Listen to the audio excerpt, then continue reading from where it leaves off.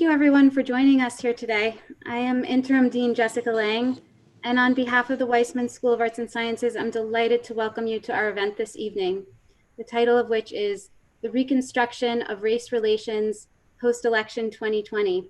This is part of our Art Speaks Justice series, a series that has been in place for some years, but has gained greater relevance and importance given our current challenging times. And I want to thank Linda Haley and Anthony Mira and our really wonderful tech team for their work in putting together this stellar event. This evening's panel will address topics of national and even global importance. These are also topics which feel deeply personal to CUNY and to our Baruch community. As a public institution, as the center of learning for one of the most diverse student bodies in the country, the recent election, taking place as it did in the midst of a pandemic in which New York City and CUNY suffered terrible losses, has centered and deepened an established need to investigate, study, and grow our understanding of race in contemporary American society. I would like to extend a warm welcome to our distinguished panelists, Professor Derek Black, Professor Viviana Rivera-Burgos, and Reverend Al Sharpton, who will be introduced more formally by the panel's moderator. I have the pleasure of introducing our moderator, my wonderful colleague, Professor Andrea Gabor, the Bloomberg Professor of Business Journalism here at the Weissman School of Arts and Sciences. Professor Gabor is the author of 4 books, most recently, After the Education Wars, How Smart Schools Upend the Business of Reform. She is a former staff writer and editor at US News and World Report and Business Week. She's written for the New York Times, the Los Angeles Times, and many other distinguished news publications. I'm delighted to turn the floor over to you, Andrea. Please join me in welcoming all of our distinguished panelists this evening. Great, Jessica. Thank you so much for that kind introduction. And again, a very special thank you to Linda Haley for her hard work putting together this panel and this webinar along with her entire crew. So thank you again. So I'd like to start by welcoming my newest colleague, Viviana Rivera-Burgos. Viviana is an assistant professor in the political science department at Baruch College's Weissman School of Arts and Sciences. Viviana specializes in American public opinion and political behavior, particularly as they relate to racial and ethnic minorities. And a very warm welcome to Reverend Al Sharpton. He is the author of Rise Up, Confronting a Country at the Crossroads. He is, of course, a well-known civil rights leader, community activist, the founder of the National Action Network, and a host of MSNBC's Politics Nation. And Reverend Sharpton, if we have time, I would love for you to talk a little bit about what it was like growing up with James Brown.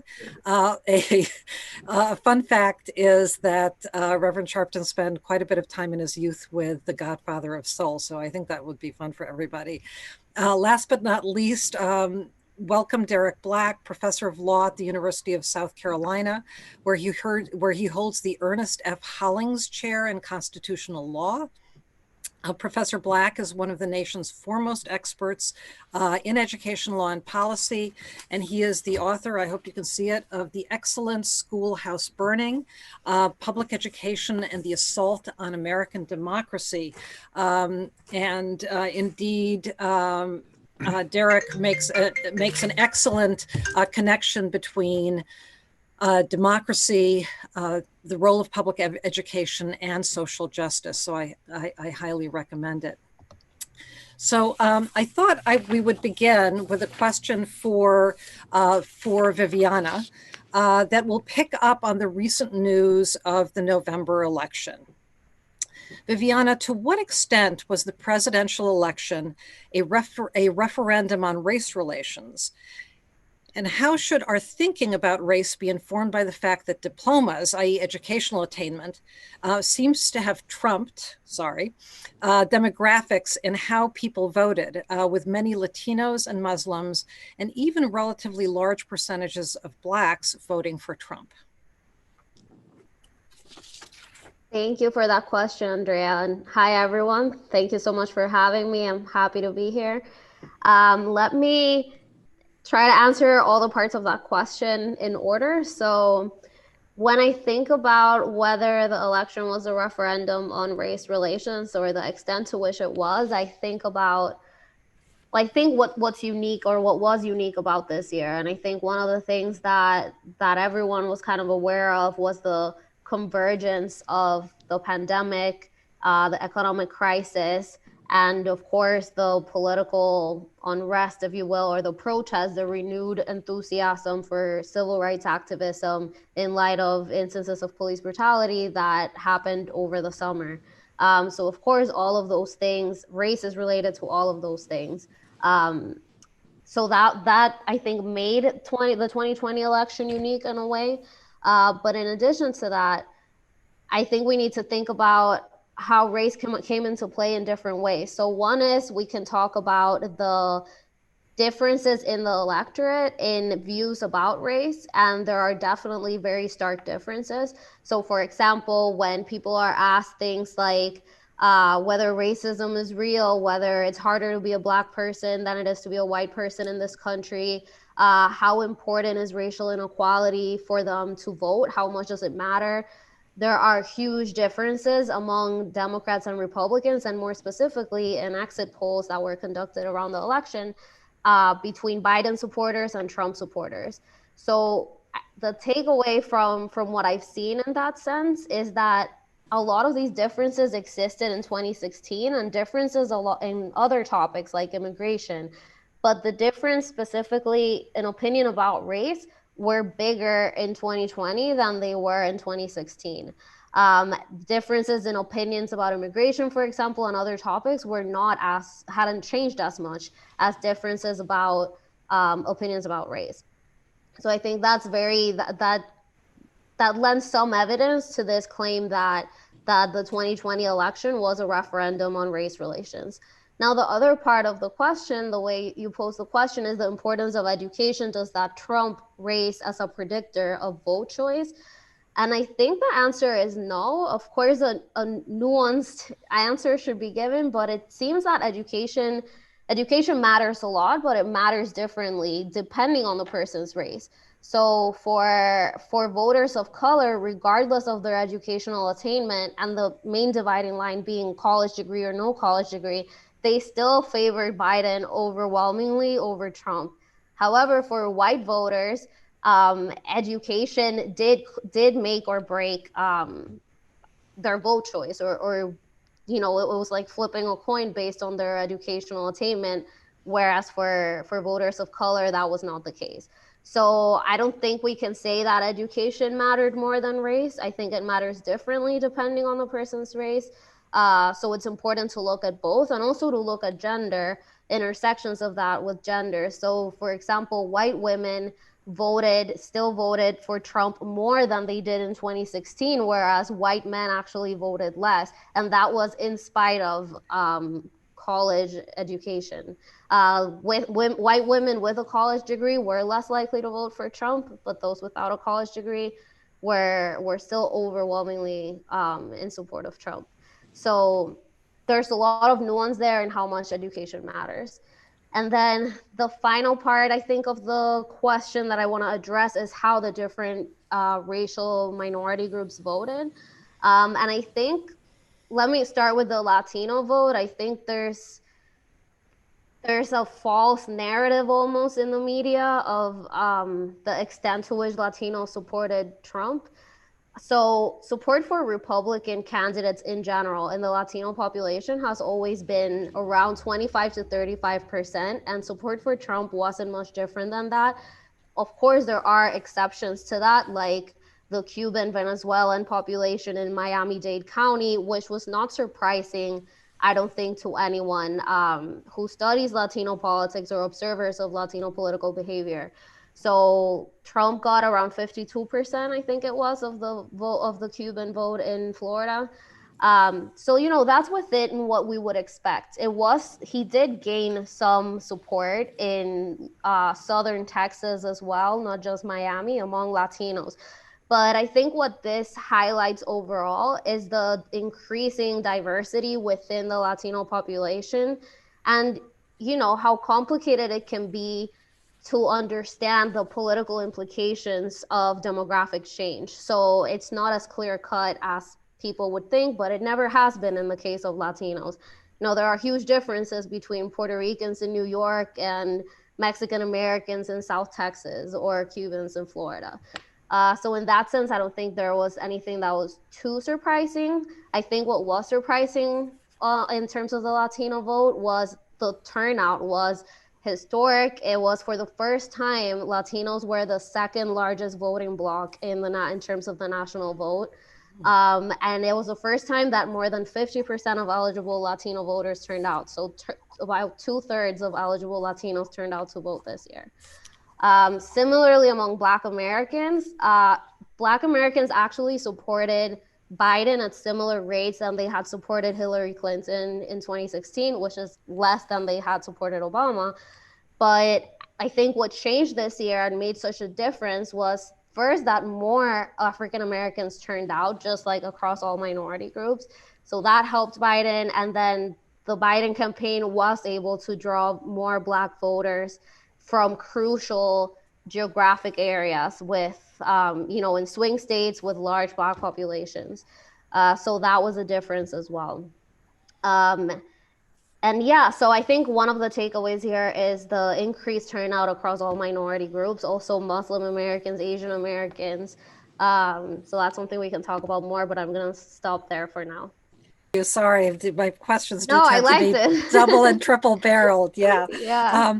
So a shorter opening question for Derek and Reverend Al. How do we start the conversation on racial reconciliation, especially during this very fraught period that has seen both a COVID pandemic and an epidemic of police shootings of unarmed Black people?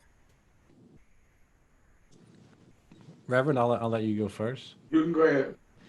Well, I appreciate it. Well, I would say I think the challenge, and it's really embedded in some of Viviana's comments, is to find middle ground. After 4 years of Donald Trump, some of that data that she's speaking about shows a widening amongst certain demographics. And of course, that's no surprise. He used race like a bludgeon to divide voters. So I think, the idea that continued bludgeoning, regardless of who it is going to solve the problem, I think it is flawed. And so, I really think finding that common ground is key. And, in this environment, that's incredibly difficult. But what I would say is that if we look back in history, what we do find is, unfortunately, tragedy creates windows of opportunity, right? And they also galvanize movements, right? And so Emmett Till, for instance, helps galvanize, civil rights advocacy in Mississippi. Didn't move white folks very much, but it did move African Americans.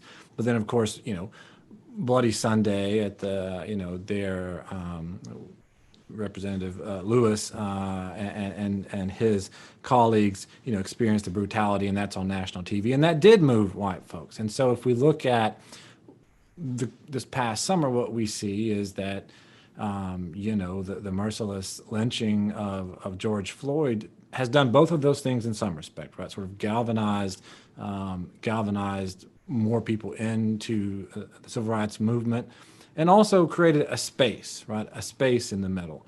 But that's all we have at the moment is the space. Like how we move forward through that space to come up with solutions or to find sort of common policies that we can agree around, that's very difficult. And with Donald Trump, playing a large role in that conversation, it becomes almost impossible.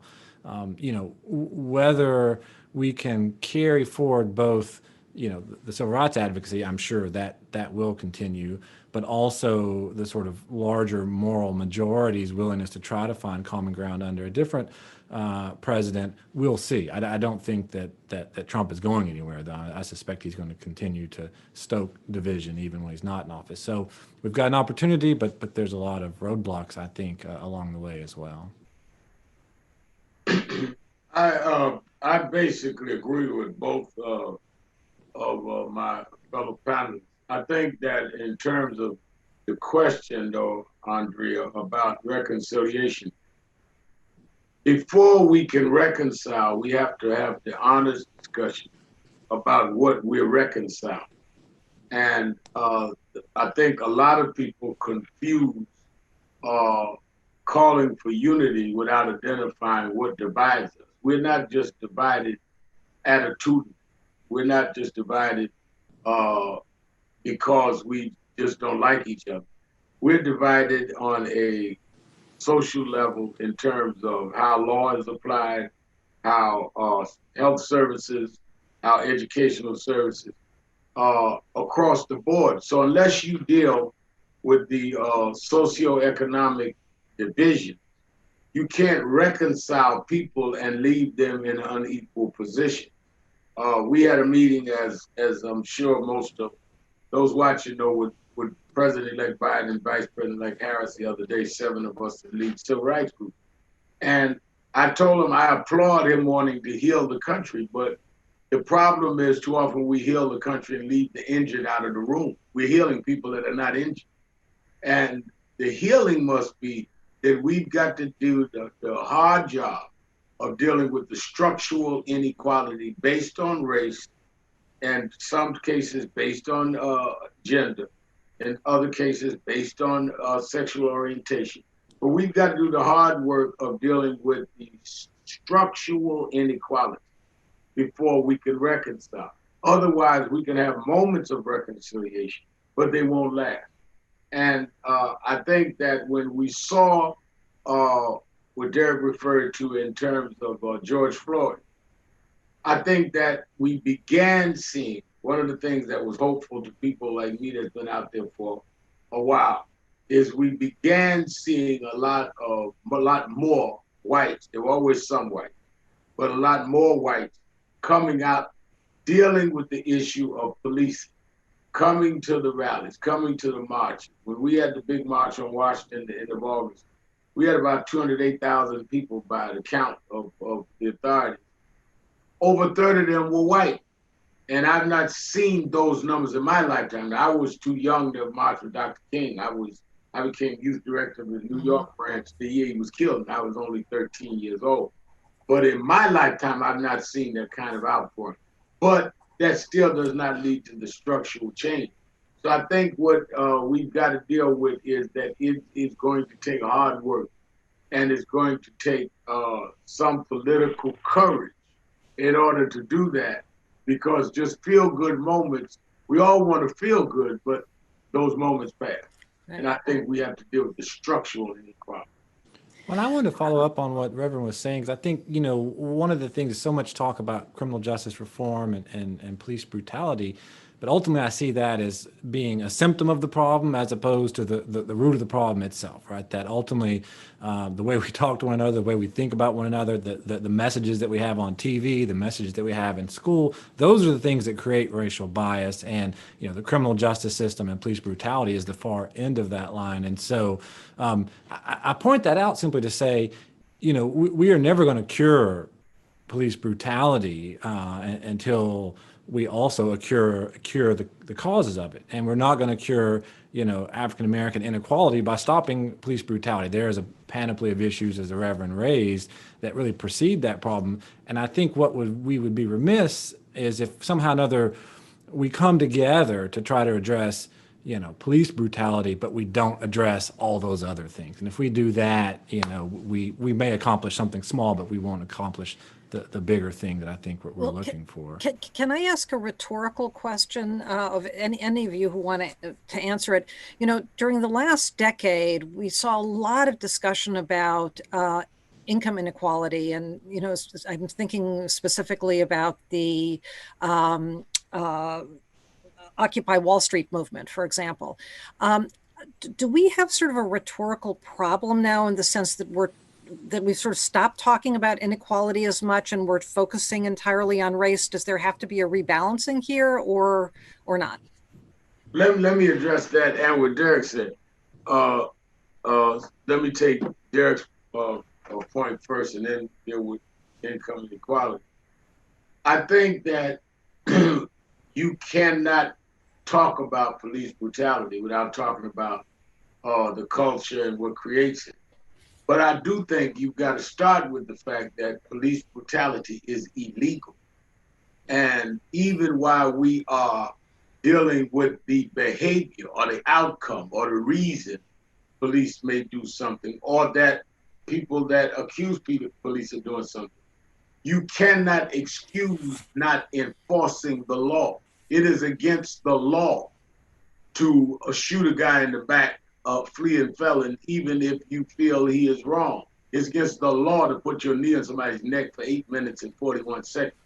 Now, you can tell me you grew up watching Archie Bunker all you want. You should tell me that on your way to jail.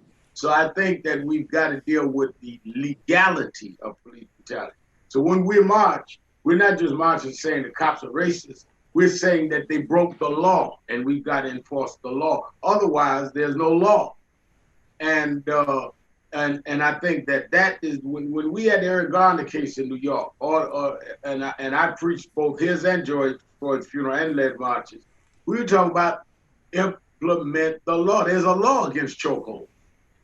And yes, I agree with Derek. We've got to deal with the root cause, but we don't deal with the root cause on why somebody broke in a store and say, oh, he broke in the store because he watched Superfly when he was a kid. No, he broke in the store. He's guilty of grand larceny. He goes to jail. A cop breaks the law. He goes to jail. We teach him in jail Archie Bunker was wrong, but he goes to jail. And I think that's where the breakdown comes. In terms of income inequality, I think that we have stopped talking about it and talk about race, because even in the income inequality, race is a fact. I think that Blacks and Latinos in large part are victims of classism and racism, because many of the whites that are bigoted against Blacks and Latinos are the same income level. And I think that we've got to deal with both. And many wealthy Blacks suffer the same kind of bias that poor Blacks do. One of the reasons why when Viviana was talking about there wasn't that much difference in the class and educational background of Blacks and how they voted, because all of them face racism. When we fought racial profiling in New York that became national law, that didn't come to us from people in the hood. That came from us that owned multi-million-dollar homes in New Jersey that were getting stopped going home every night in their brand new car saying, where did you get that Mercedes from? So whether you were well-educated and had a high income, or whether you were unemployed and on welfare, you got treated the same way, which is why you voted the same way. Because every Black, whether they were a billionaire like Robert Smith or somebody in the hood looking for a job, everybody related to that could have been me with George Floyd. They did not ask George Floyd for his W-2 form. Yep. Thank you, Reverend. Yeah, go ahead, Viviana. Go ahead, please. I just want to add a little to what Reverend Sharpton said. I definitely agree that I don't think we can talk about one without talking about the other, or that we can pick and choose, to address class inequality or racial inequality. But I do think it's interesting how there seem to be cycles of salience of one or the other in American political discourse over time. And like you said, Andrea, their class inequality it seemed to be a lot more salient a decade ago than it is now, even though, of course, it's still a problem. And of course, it affects people of different races in different ways. But I think that's the challenge for organizers, maybe, or even political parties trying to mobilize around class. One of the issues is that I don't think there is a strong sense of class consciousness in the US, or as strong a sense as there is in other democracies in other parts of the world.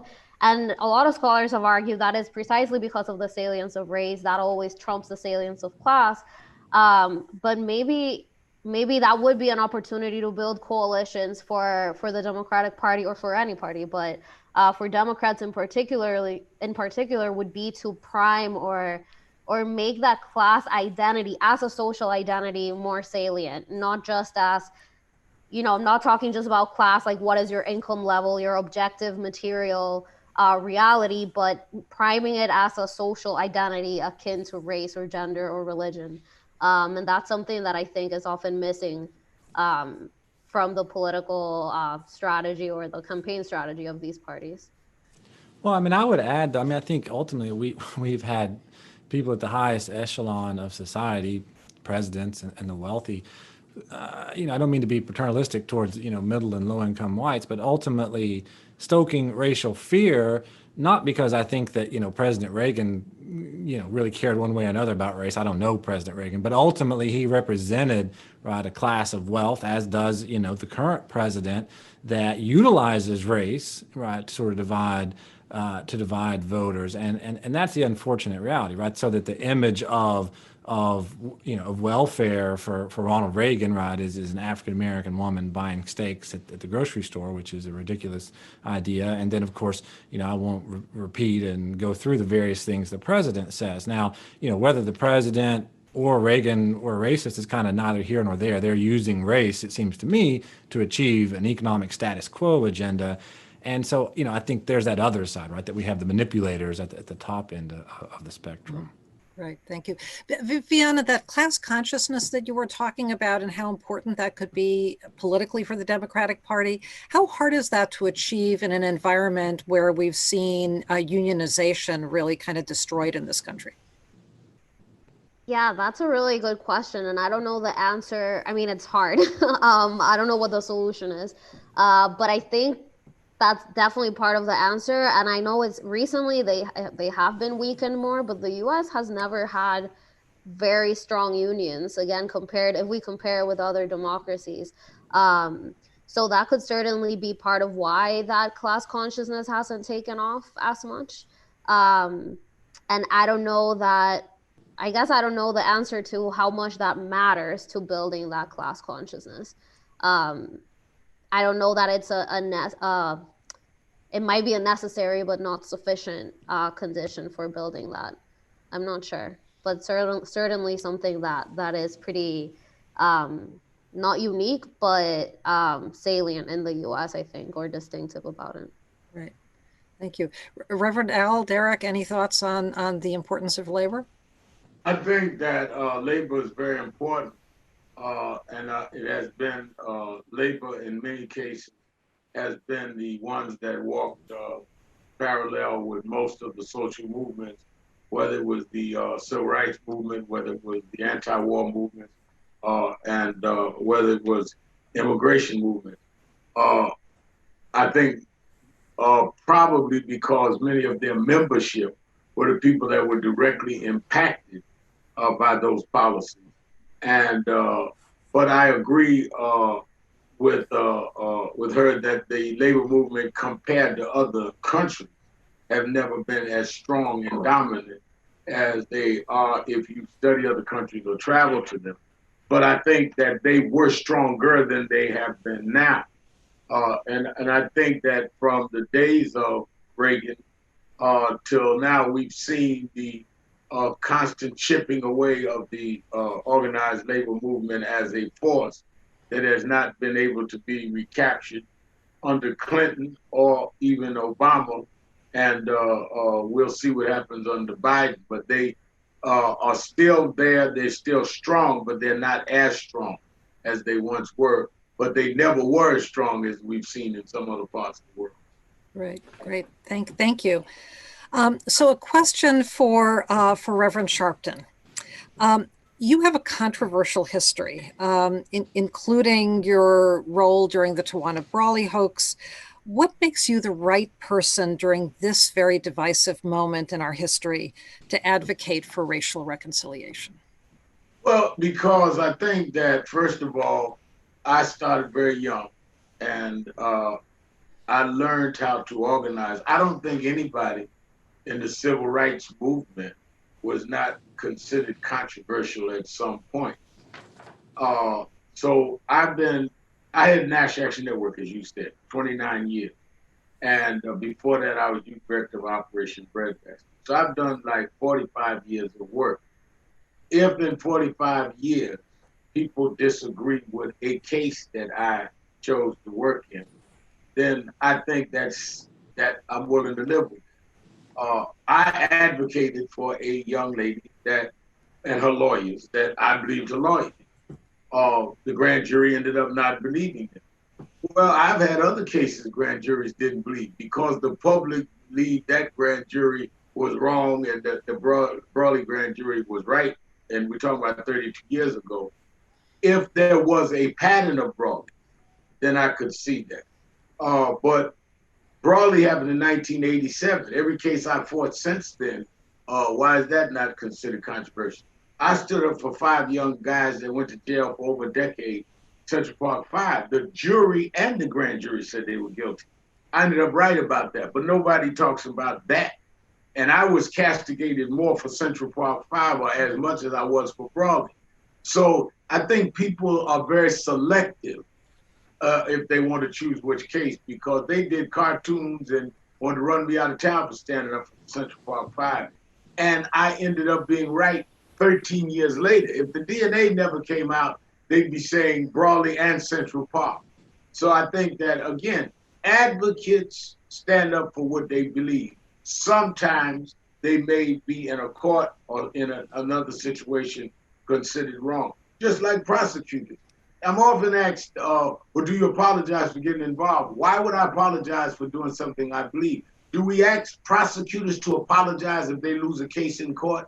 If the jury comes back and says, I don't believe the prosecutor, that person's innocent. We don't ask for an apology. The prosecutor felt that based on what was presented, that's what they did. And that's what I did 32 years. And that's what I continue to do today. George Floyd, we have 3 officers indicted. I don't know what the jury's going to do on George Floyd, but I believe in what I was told about George Floyd. I advocate. I did that on Trayvon Martin. Newsflash. The guy that killed Trayvon Martin was acquitted. Should I apologize to him? Yeah, point well taken, especially on the Central Park 5, which of course we know, Trump was, had his own role to play in that. But in the interest of fair disclosure, I mean, there was a judgment issued for defamation against you and a number of other people because of your accusations that the assistant DA, Steve Pagonis, had committed rape and so forth. So, and I don't think you've ever, denied that there was defamation there. So But that we're does just so not mean we're that straight. I agreed with it. That means that they, just like I went to jail 90 days for blocking the Navy bombing in Vieques. I did the 90 days didn't mean I thought that I should have gone to jail. I do not believe for me to stand up and represent with 2 lawyers and a young lady told me was defamation. The majority of the jury said it was. The people in the community, leading figures in the community, by the way, Percy Sutton was Manhattan Borough president, and all paid that off, and that's what it was. I still do not, I believe that I had the right, as I still do, to advocate what I believe. So you believe Steve Pagonis was guilty? I believe that the lawyers and the young lady told me that, and I had reason to believe that, yes. Okay. If you're going to make an apology or say that somebody was defamed, that means you knew or had reason to know that what you were being told was not true. And I did not have any reason to believe this 16-year-old girl and these 2 civil rights lawyers was telling me something that was not true. Okay. All right, thank you. So a question for everybody who would like to answer. Ibram Kendi argues that racist policies spur the creation of racist ideas, not the other way around. What are the challenges of developing anti-racist policies at a time of epic distrust in democratic institutions? And what kinds of anti-racist policies do we need? And at the risk of asking a triple-barreled question, how do we craft anti-racist policies that will bring us together rather than driving racial resentment underground? Well, I told Andrea I was uncomfortable with silence, so I'll jump in there. I think, the word racism itself is an interesting one, only because, folks like Reverend Sharpton and academics like myself and others, we've been talking about structural racism, for our entire careers, and people kind of thought you were cuckoo when you use that word, structural racism or implicit bias. So, I do find it, good that people don't think you're cuckoo when you use that type of language to describe what's quite obvious.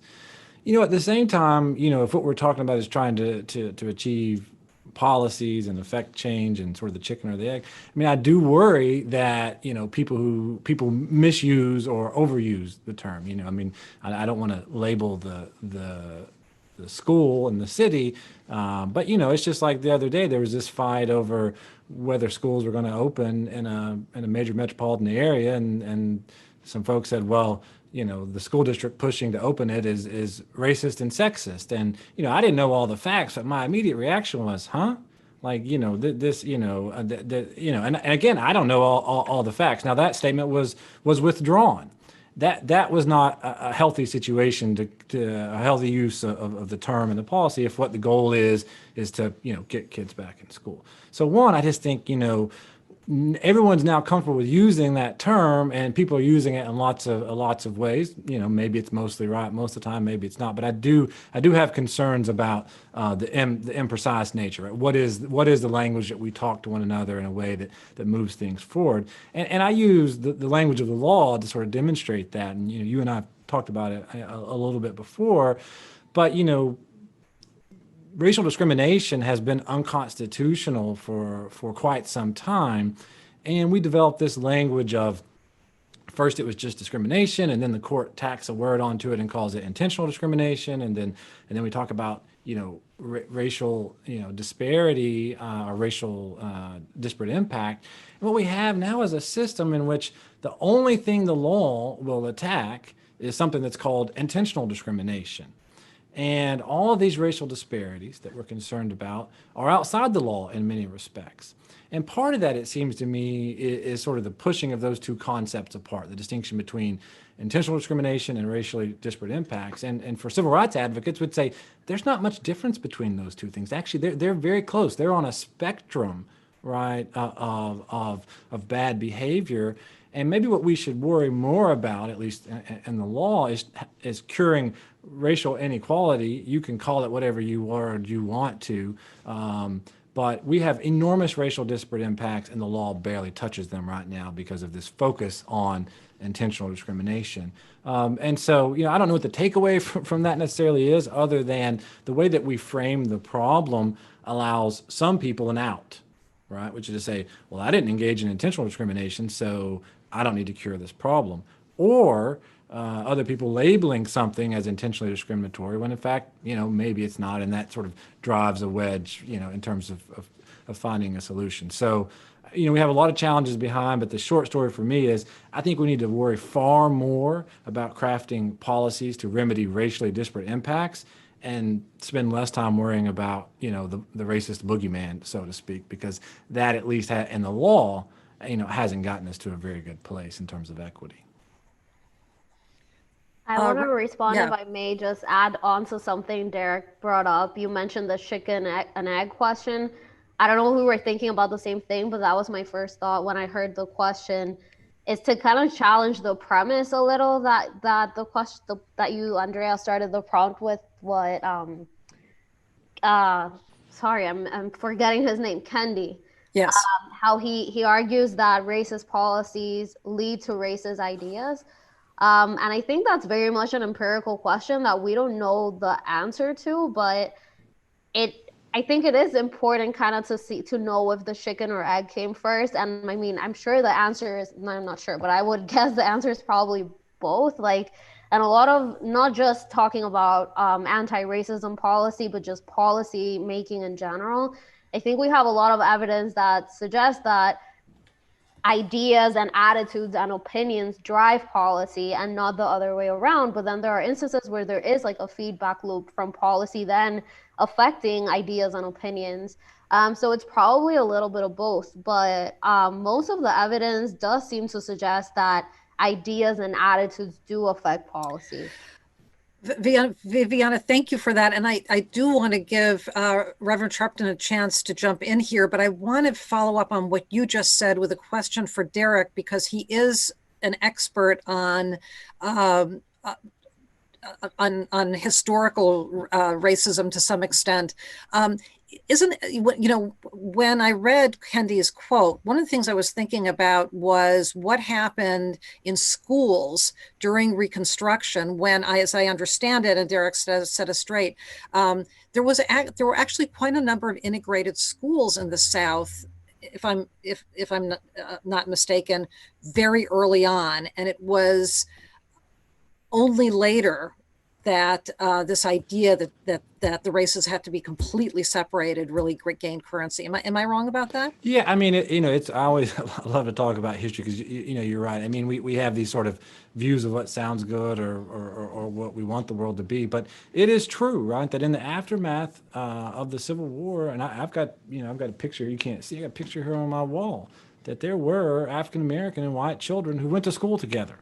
Right. In fact, here in South Carolina, in the Constitutional Convention of South Carolina, which was primarily African American legislators, they specifically debated the question as to whether white and African American children would be able to go to school together in 1868.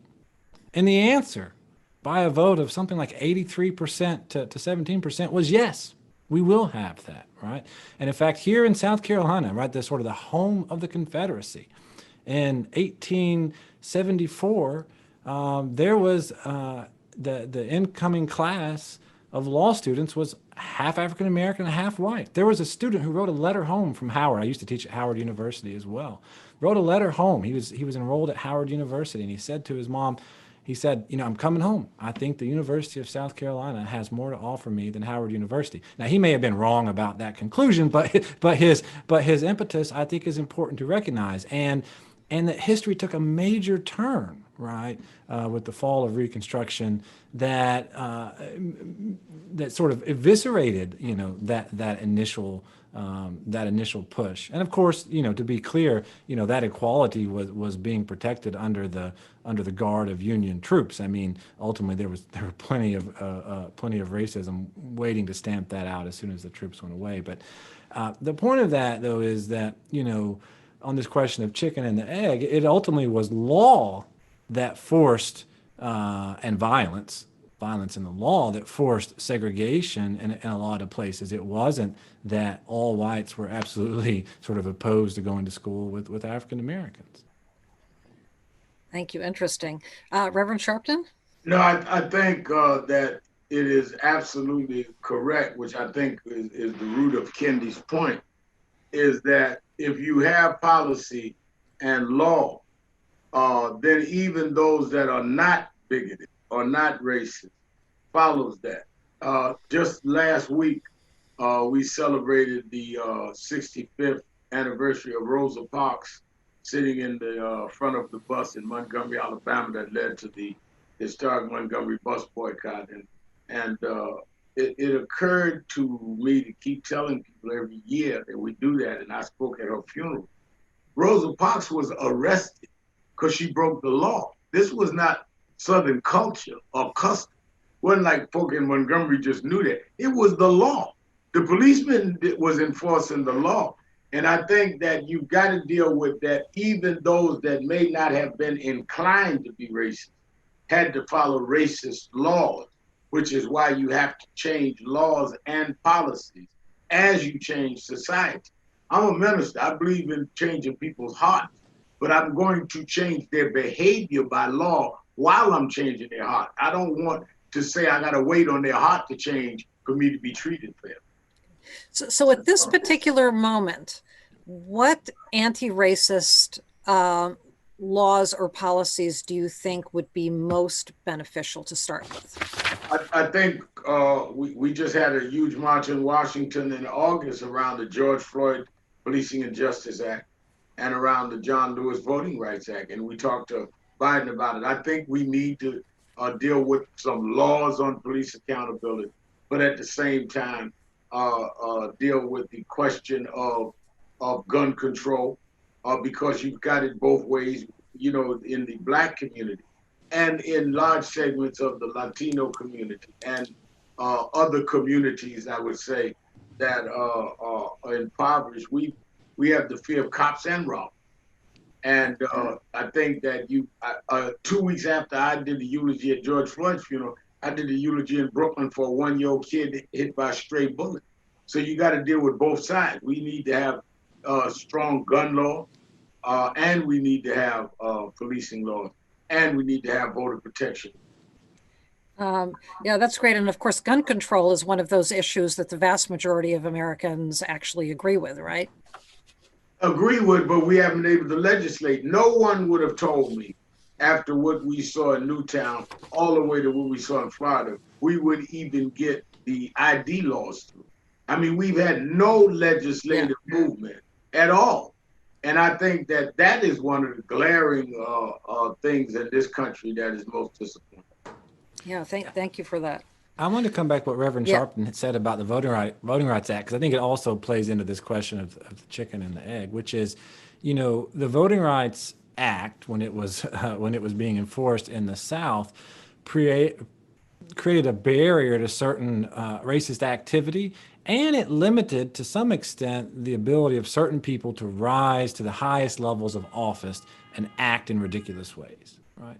But with the removal of that, right, without that legal protection, we now have policies, not just in the South, but other places, right, that are making it harder for folks to vote, that are gerrymandering district lines. And the more we gerrymander, and the law doesn't stop that, it gives cover to racism, right? They don't have to get up and say, I'm a racist, right? They just run for office and win. And so, you know, that's a serious problem. And you know, I'm not putting this on President Obama, and I don't know that he could have gotten anything done, but, you know, the NAACP and other the Legal Defense Fund sort of up in arms talking about where America was heading without a Voting Rights Act, right? And people thought, oh, you know, you're just crying wolf. You know, the Supreme Court says that the South is reformed and all this nonsense. And now you see it, right? I mean, you see the results of that. And North Carolina, the state of North Carolina, you know, didn't get reported on that much, literally was demonstrated to have intentionally gerrymandered and changed voting laws after, you know, Obama left office to disenfranchise African Americans. I mean, that is crazy that something like that is happening at state legislators with governors signing off of it in this day and age. And the absence of a Voting Rights Act makes that possible. And and to follow up on that, I think he's absolutely right. And I certainly had a good working relationship with the Obama administration, but we were part of those that were pushing on that. I was in the courtroom the day they did the oral argument on the weakening in 2013 of the Voting Rights Act, when Scalia, Justice Scalia, said that it sounds like racial entitlement. And when they took out Section 4, which neutralizes 5, they did not kill the whole act. And this is what Derek alludes to. They took out the map. They said that the map was outdated, where you had to pre-clear these states and counties, because some of them were in New York, 2 of the counties were in New York. These counties and states were outdated. Give us a new map. Because of the map, you can't therefore tell people can pre-clear whatever they want, which led to North Carolina and all, as Derek said. Well, we were on the Congress and Obama, let's give them a new map. And that has not happened to this day. And that's what the John Lewis voting bill is. The Voting Rights Act is still there without a map. So Georgia or North Carolina or Staten Island, New York can do what it wants without pre-clearance. When you had Section 4 and 5 in there, you couldn't change the election procedures in those states or counties that had a pattern of voter suppression without it being pre-cleared by the Justice Department. Without the map, that's gone. Okay. So for those of us who are not legal experts, what is to be done? I mean, is there, let's assume that the Republicans maintain control of the Senate. Is there anything that the Biden administration can do? I mean, what are the next steps in order to reform? The Congress can vote in a new map. The problem is, can you get it by the Senate unless you take control of the Senate? And even then, let's remember now, even if the Democrats win the 2 runoffs, it's still 50-50. Tie vote will be broken by the vice president, which will be Kamala Harris. But if you get 1 or 2 Democrats that don't go along with you, that are in states that are very conservative, you still don't win the Senate. Yeah, and to be clear, to go to what Reverend Sharpton's saying, I mean, ultimately, the new map presumptively would cover a Georgia, for instance. So what you're really saying is that even if, Reverend Warnock and Ossoff win there, they are literally going to have to vote to put their own state under, pre-clearance. Now, I think that would be the right thing to do, given the fact that right now we see them messing with polling places in Georgia in the lead up to this election. But whether a sitting senator would vote to put his own state under pre-clearance, that's a huge political barrier to cross. Great, thank you. That's Let me fascinating. add real quick, if I Yeah, may. sure. When we talk about anti-racist policies and what's next, and the challenging environment in Congress, if we want to call, the polarization between the parties, I think that is the biggest challenge. But one thing that I think could be an answer, even if not the ideal, I think everyone who fights for these anti-racist policies would ideally want broad, sweeping national legislation. But absent that, if not possible, I think a lot of change can be made and is being made at the state and local levels. So it's a war that can be fought on many fronts, and I think one example that we've seen recently is the new district attorney in California, who came out and what's his name, Gascon's his last name, who intends to make sweeping criminal justice reform in his state. So, I think that's the kind of thing that maybe we can put our hopes on, absent any significant change in Congress anytime soon. But we'll see what happens with Georgia, even though that, like Derek said, has its own challenges too. Right. Well, of course, I'm glad you said that, because he's going to be on my MSNBC show Saturday. I'll get a cheap plug in. Great. But of course, the downstate elections didn't go so well for the Democrats across the country. So many of those state houses are still in GOP hands, right? Yeah, so let's talk for a moment about reparations.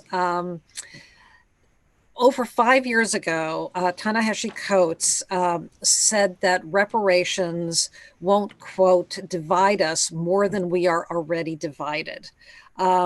And he suggested that wrestling publicly with the question of reparations is as important as arriving at a calculation for the debts owed African Americans. Is he right? And how should the enormous societal needs of the post-pandemic period influence this conversation, if at all? Well, I think he's right. I mean, for decades, I've agreed that there must be reparations. And when the late Congressman John Conyers introduced what is now H.R. 40, that is now being championed by Congresswoman Sheila Jackson Lee, and a lot of the Democratic leadership agrees with, you have to study how you do it. I think the first thing that we have to recognize is there needs to be a repair to damage done. Then you decide how we do it. And I think a lot of people react to reparations like we're talking about giving everybody a monetary check. I think that you need to first say there was government abuse to people based on race that has generational impact. And we need to repair and deal with that. How we do it is what HR 40 says, let's have a commission to study how we do it. But the first, you've got to recognize the debt. Way before Ta-Nehisi, you had Randall Robinson write a book called The Debt. If I stole something from you, and we can argue later about how I repay you, but the first thing you want is to make me acknowledge that I stole something. And we haven't even gotten to the point where the country comes to terms with there is something to repair. Again, this wasn't culture, this was law.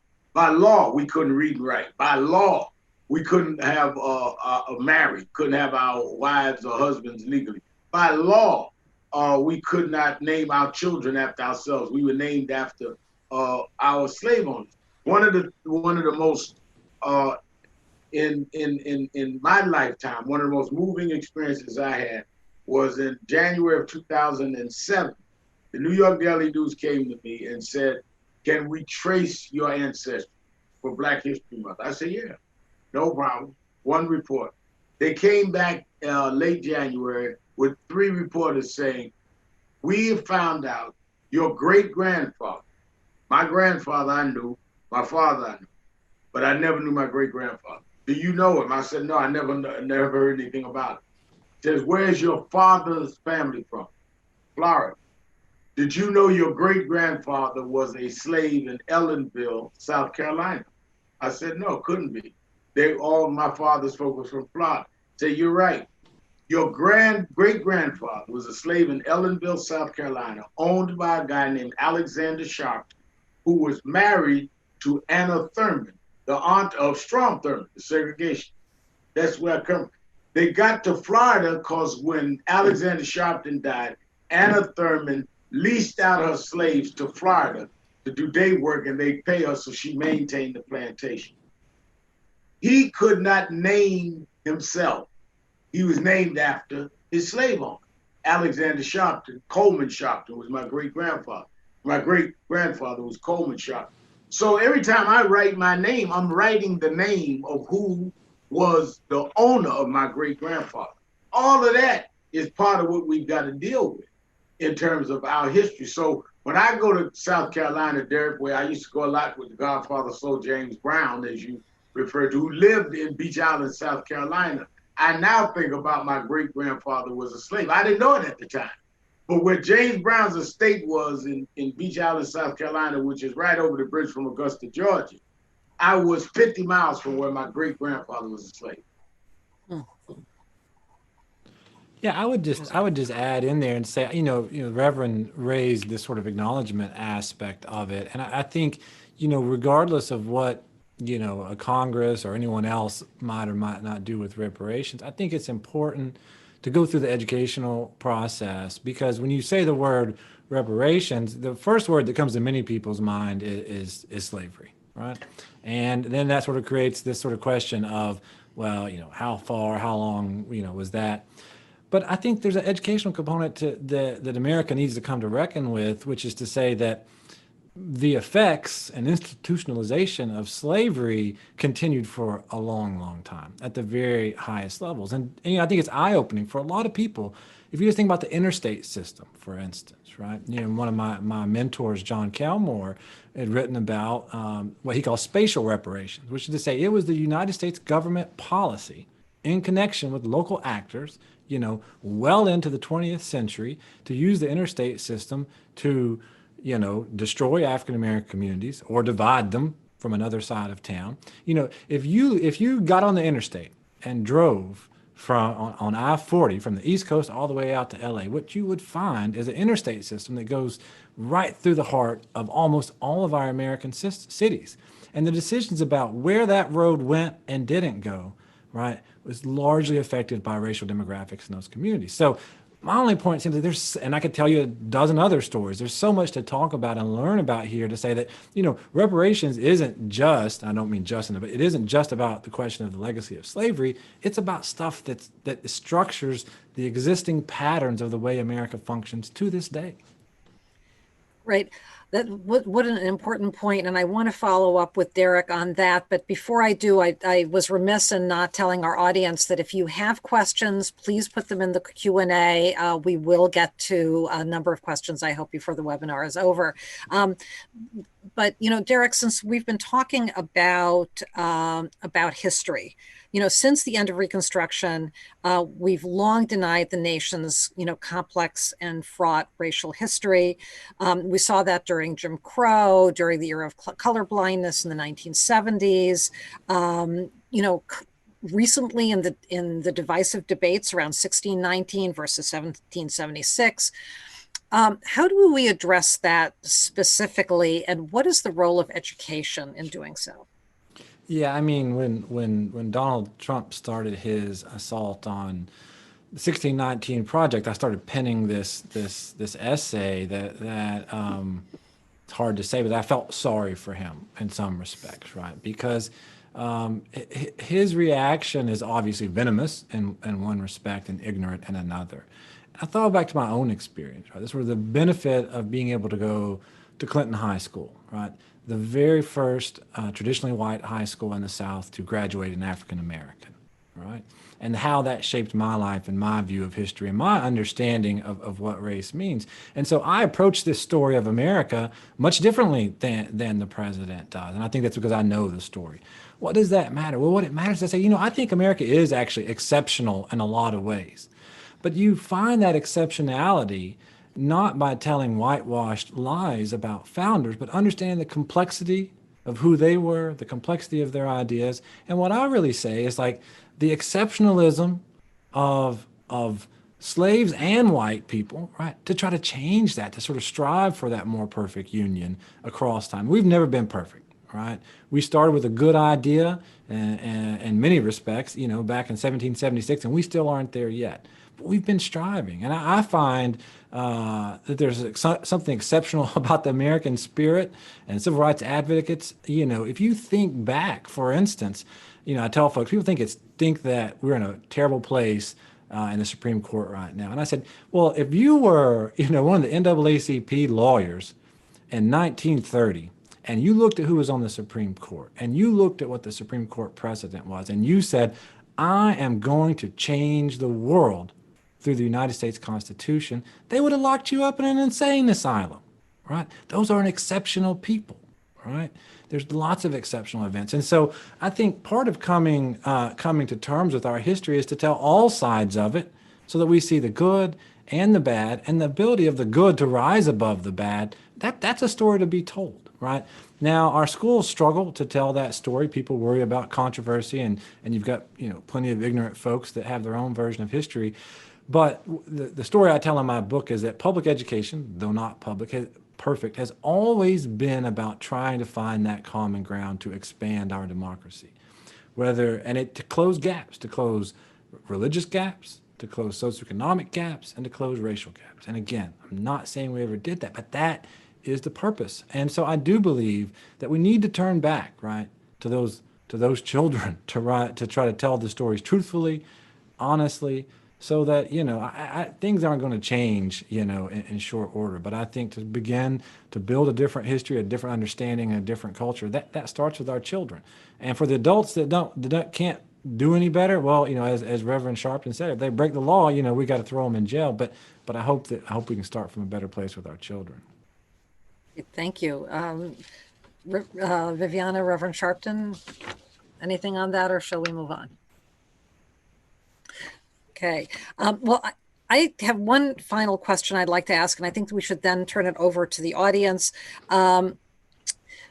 We do live in a time when it seems as though everything has been racialized. The term white supremacy has been applied to Hollywood, the NFL, the Metropolitan Museum of Art.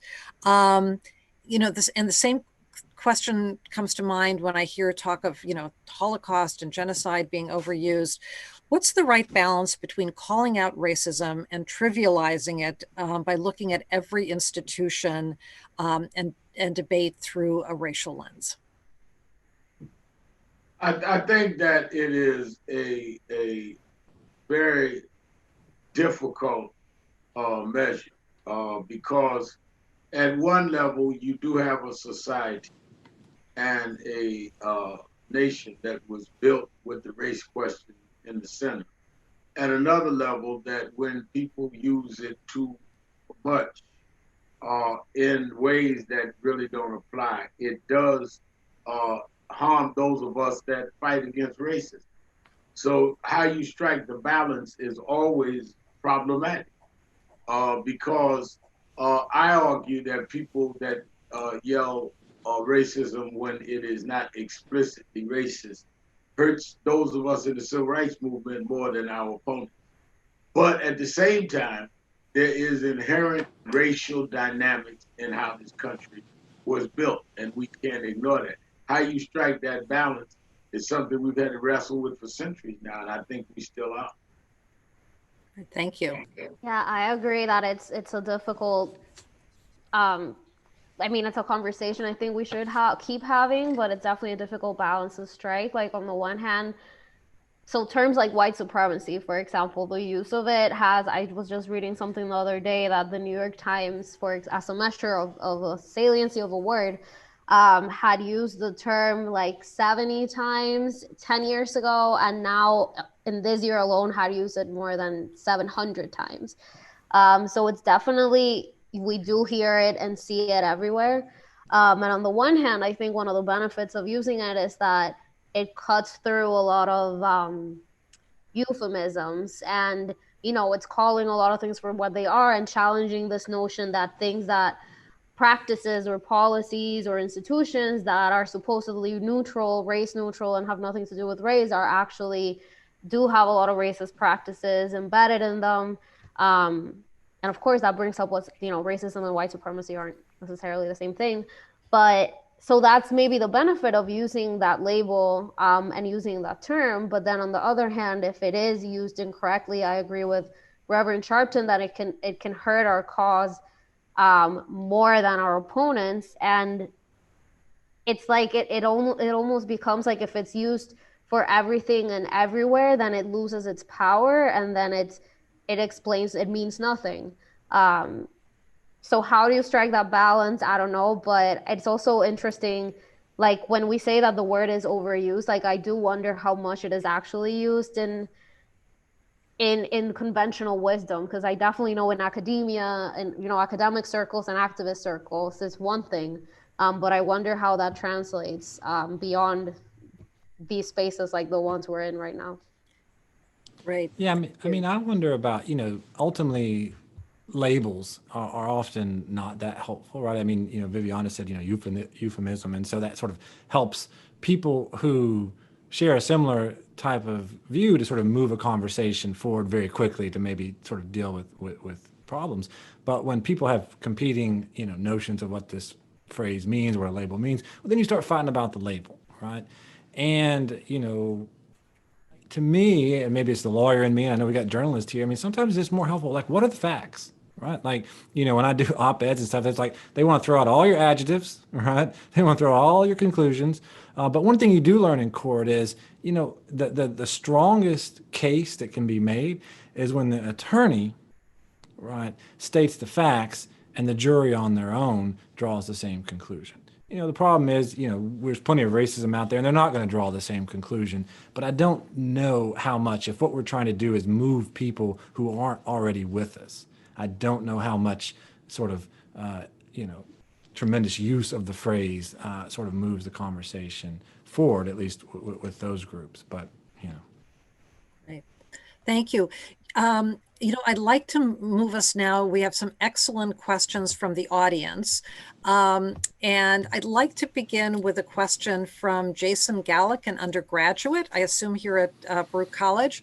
What is the difference between being a non-racist and being an anti-racist? What is the difference between racism and racial bias? Reverend Sharpton, do you want to take that one on? I think, I'll take a stab at it. I would suppose the way I would define a non-racist is one that is not one that is bigoted or prejudging people based on race. An anti-racist is someone that is fighting against someone that's racist. You can be a non-racist and do nothing about racism.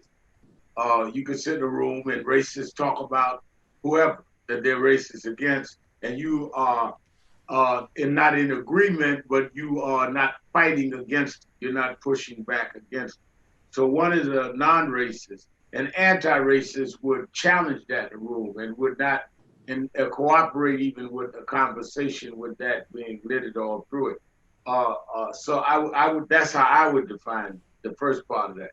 The second part of that, I would have to think that through. I would not. I don't know how you define it. Good question. Okay. I was going to say, since it was coming from a student, as the Reverend was talking about that, I thought, a young, aggressive anti-racist might say, well, if you ain't anti-racist, you are racist. So there's no such thing as non-racist. And which kind of goes back to my point, like where does that, you know, to have these two people at each other over that, is that productive? But I pause for something I told you earlier, Andrea, which is, you know, us older folks have lots of opinions about what younger folks ought to say and do and how they ought to think about it. And I remember, you know, when the movement on college campus to sort of focus on the names that were on the buildings and take them off and all. And I kind of thought, with all the world's problems, you know, why are the young folks putting all this energy into, you know, the name on this? Like, you didn't even know who this person was until you started looking for something to be anti-racist about. And as that movement and that sort of energy of young people moved forward, I said, you know what?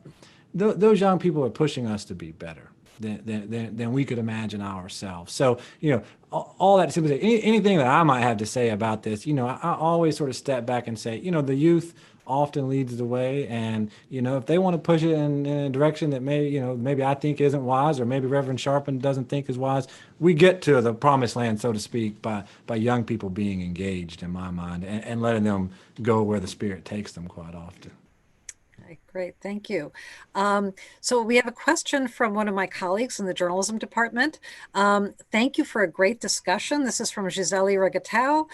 Beyond police laws, gun control, and justice reform in California, which have already been mentioned, what are the most urgent or viable reforms that should happen in the next 4 years?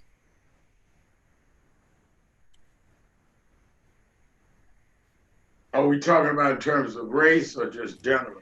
I'm guessing that this was in connection with, you know, this idea of, you know, we're living at a time when, you know, our institutions have been under assault. So what are the policies that we can realistically see put forward that can make a difference? Well, I think that we need to focus a lot on going back toward a real commitment in terms of public funds toward public education. I think we've gone through the last 4 years of the moving toward the privatization of education.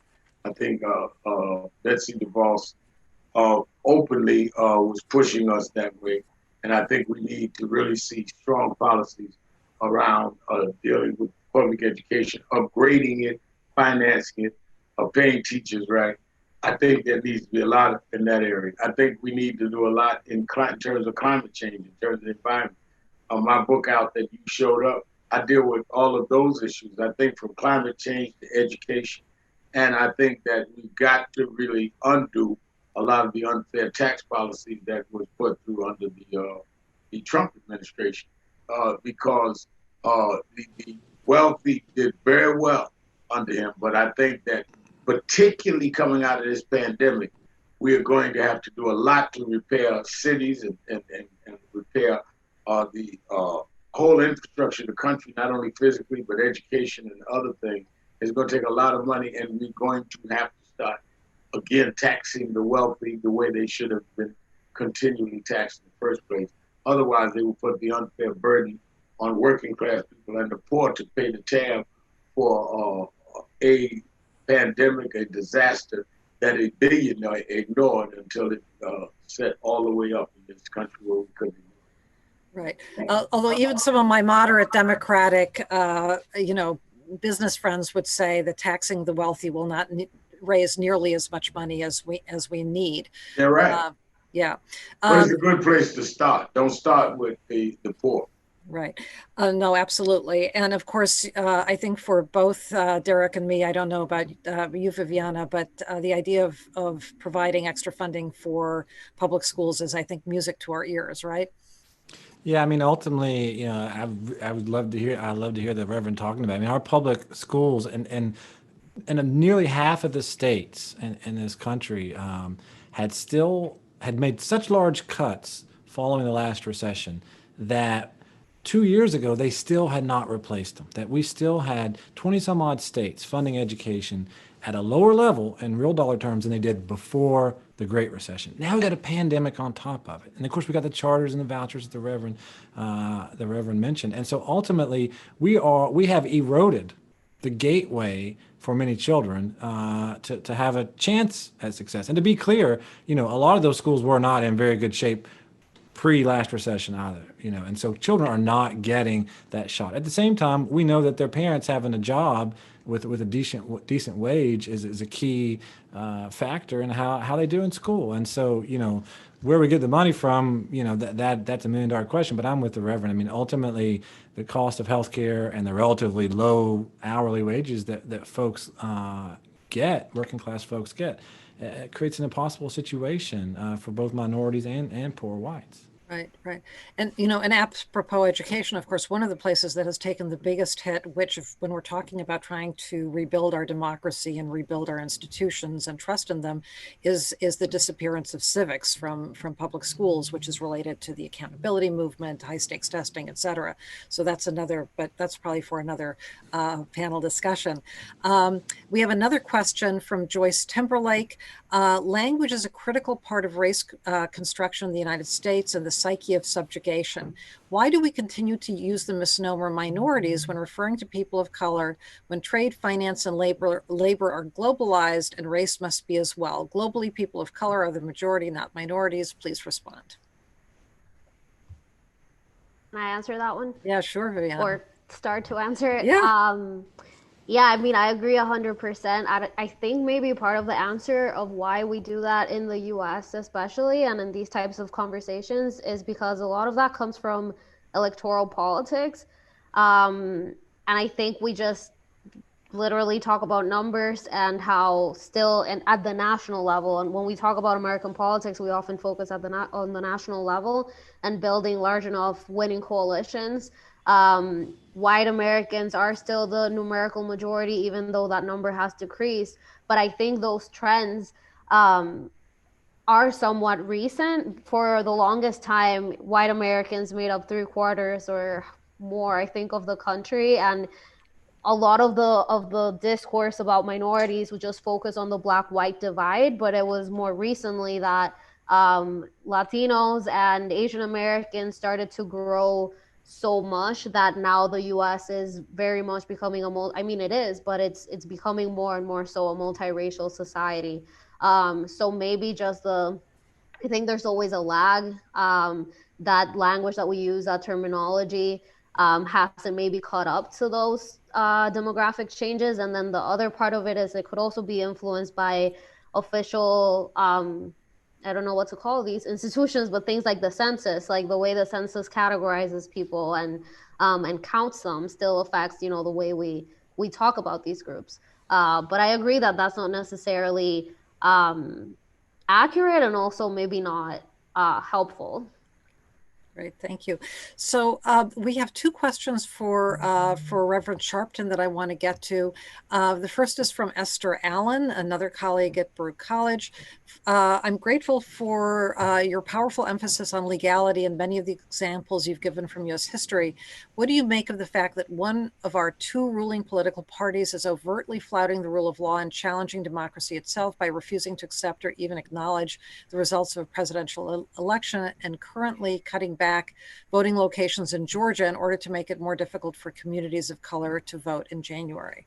I think it's an outrage. I think the fact that you have today, not historically, today, state attorney generals sit up in the White House talking about how to overturn an election that has been counted, recounted, some states 3 times. Makes a mockery of the whole election system. As somebody that has spent decades fighting for voting rights and then fighting to get people to vote after we got the right. And now, how do we go to people, young people and all, when they are mocking the system? I think it is a disaster. And to compound that, and I think Derek brought it up, Georgia bringing, closing these voting polls. I have an office of National Action Network in Atlanta, and I'm getting reports every day on how they're making it more difficult for certain races, particularly blacks in Georgia, to vote. And they can do that because there's no map in the Voting Rights Act that says Georgia has to pre-clear it. If we had put that map back in, which is what part of what we've said at the march this August, part of what we said to Biden. They could not have done that without it being pre-cleared by the Justice Department. That's again where law comes in. And what we're seeing is outrageous to try and close down these sites. And they did it when Stacey Abrams ran 2 years ago. Thank I you. want to jump in there. Yeah. You know, if there's one thing that keeps me up at night, in addition to all the things that we've talked about, it is the rule of law. And, you know, in the early days of the Trump administration, a ton of books, you know, When Democracies Fail and People Against Democracy. You read those books, they are frightening. Now, I think some of us thought that, or some people thought that the defeat of Donald Trump would restore the rule of law. And what we see is that the defeat of Donald Trump has at least not stopped the assault on the rule of law. And, you know, no matter how terrible, you know, our Senate may have been, you know, there was a code of agreement as to these are the rules of the road and this is how we're going to do it. I'll just give you a couple of quick examples. You know, look, I should say, you know, Jesse Helms kept African Americans and Democrats off of the Court of Appeals for his entire, you know, term there. But every single senator in the U.S. Senate respected the right of the home senator to say, you know what, that guy is too radical for me, whether that's for racist or non-racist reasons. And it was a rule that they all abided by. And that kept a lot of radical folks off the court. When you start throwing away the rules and just saying might makes right, there is no bottom. And so what scares me is to think that, you know, if this crew in the Senate right now cannot act right sometime in the next 20 or 30 days, they will never act right. And if we don't have a common ground where we agree to follow the rule of law, this democracy, you know, you can forget racism. This whole democracy is on its pathway down if we cannot respect the rule of law. And that can happen much quicker than anyone here would dare to imagine. We have seen it in other countries, and America is not special in that respect. We think we are, but we are not immune, at least based on what I'm seeing happen across this country right now. Okay, wow, that is a stark and unfortunately important warning. One more question for Reverend Sharpton, also from a colleague, Josh Mills.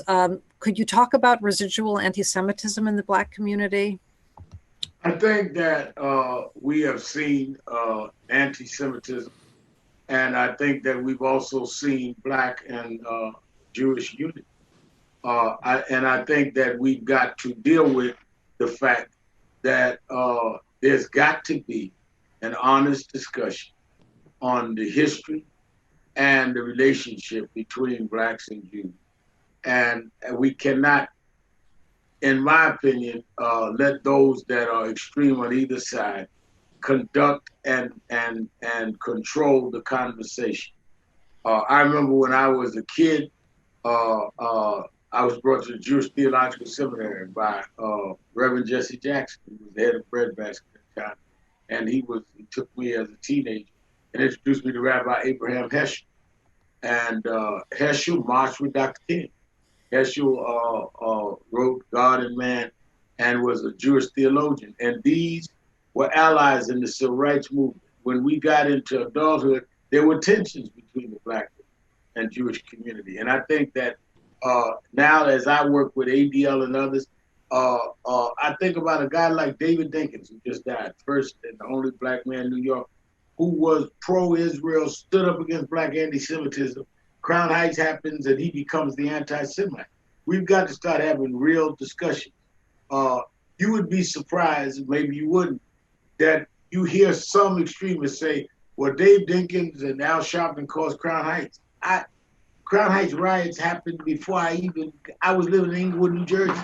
When I was called by the family of the young boy that was ran over in the car in Crown Heights, when I was called by the family, it's the day after Yanko Rosenbaum, a young Hasidic scholar, had already been killed, which was wrong.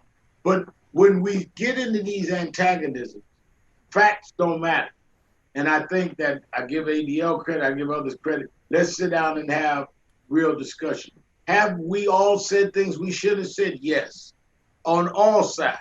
But that does not make us where we can't sit down and deal with these issues and that understand that the common enemies. In the last 4 years, we've seen synagogues attacked for anti-Semitism. We've seen racist attacks. We've seen police brutality. The people that don't like us usually don't like Jews, usually don't like gays. And I think our intra-fighting needs to stop so we can deal with those that are enemies to all. Yeah, well, thank you for that. You know, Reverend Sharpton, in your book, one of the, I almost had to do a double take. You noted that Tucker Carlson, while he ridicules you and other African-American leaders on Fox News, actually brought his daughter to hear you preach in Washington, which there's something sort of, dare I say, hopeful about that. And I also know that you had a conversation with President Obama about his new book, A Promised Land, which I've just started reading, and why he called that book A Promised Land. So, you know, shall we try to end on a somewhat hopeful note and have you talk a little bit about that? I asked President Obama on my radio show last week, why did he name it The Promised Land? A Promised Land. And he said that the last speech Dr. Martin Luther King Jr. made the night before he was killed, he said in the end of the speech, he says that we have some difficult days ahead, but we as a people will get to the promise. And he said, I may not get there with you, this is King's speech, but I want you to know that we as a people will get to the promise. 6 o'clock the next evening, a man shot him and killed him. And it was his last public words to us. And I think that what many of us go by is that we may not live to see it, but there is a promised land where there is, the promised land is not somewhere else, it's this land, where people have equal protection under the law and equal opportunity. And so President Obama said he wanted to name his book, that he did not think that his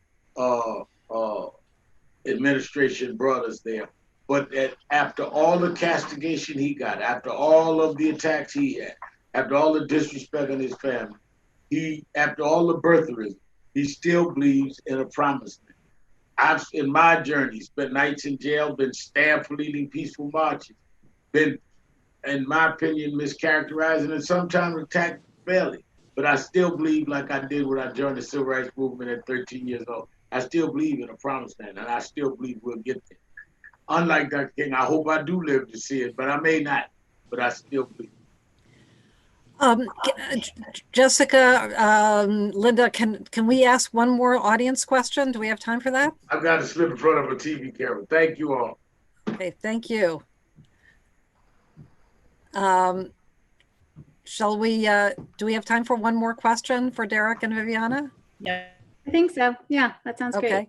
All right. I wish that that Reverend Sharpton could have answered this one.